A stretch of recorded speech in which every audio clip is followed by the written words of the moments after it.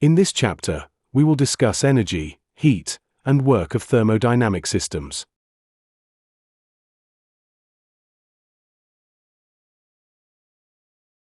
A thermodynamic system is a macroscopic part of the universe separated from its surroundings by the boundary.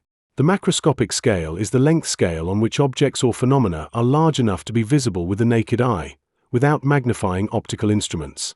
In contrast, the microscopic scale is the scale of objects and events smaller than those that can easily be seen by the naked eye, requiring a lens or microscope to see them clearly. In physics, the microscopic scale is sometimes regarded as the scale between the macroscopic scale and the quantum scale.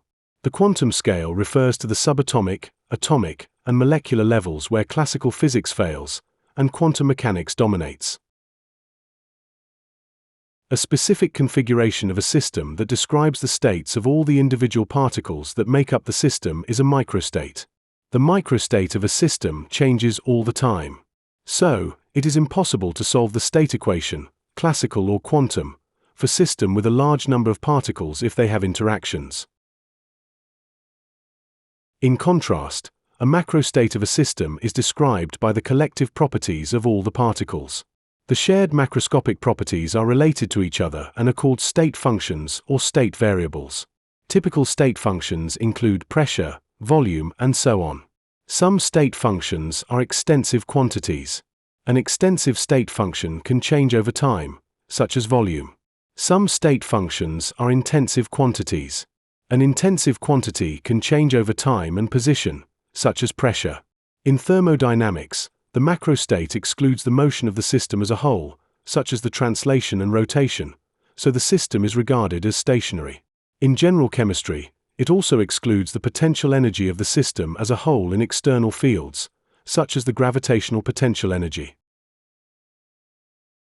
A state function depends only on the current thermodynamic state of the system, not the path which the system has taken to reach that state. The state function of a process is the change of the state function from the initial state to the final state, denoted with symbol delta. It is independent of the path of the process. And vice versa, if a quantity of a process is independent of the path, it is a state function. On the other hand, if a quantity is well defined to describe the path of a process, it is a path function or process function.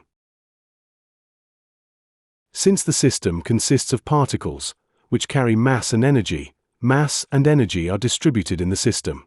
If a system is in thermodynamic equilibrium, there are no net macroscopic flows of mass nor energy within the system. For example, a bottle of water in a steady environment for a long enough time is considered in thermodynamic equilibrium. Boiling water, on the other hand, is not in thermodynamic equilibrium because of the convection.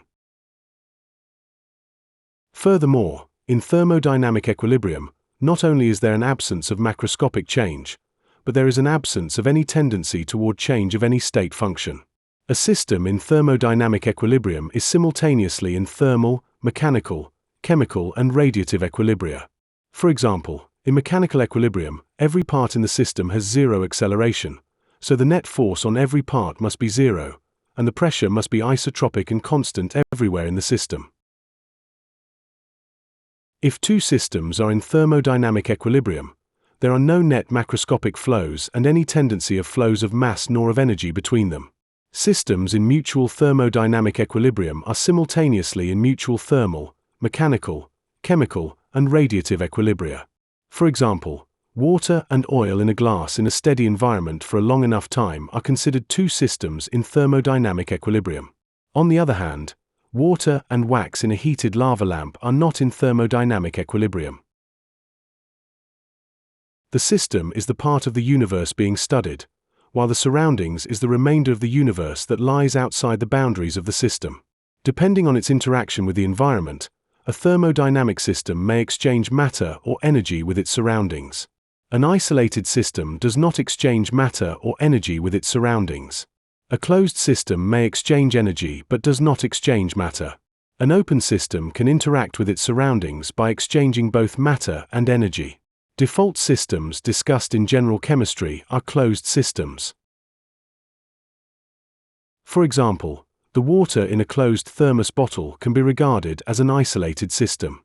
The liquids in lidded transparent flasks can be regarded as closed systems because they can exchange heat and radiation with their surroundings. A living cell can be regarded as an open system because it can exchange matter and energy with its surroundings.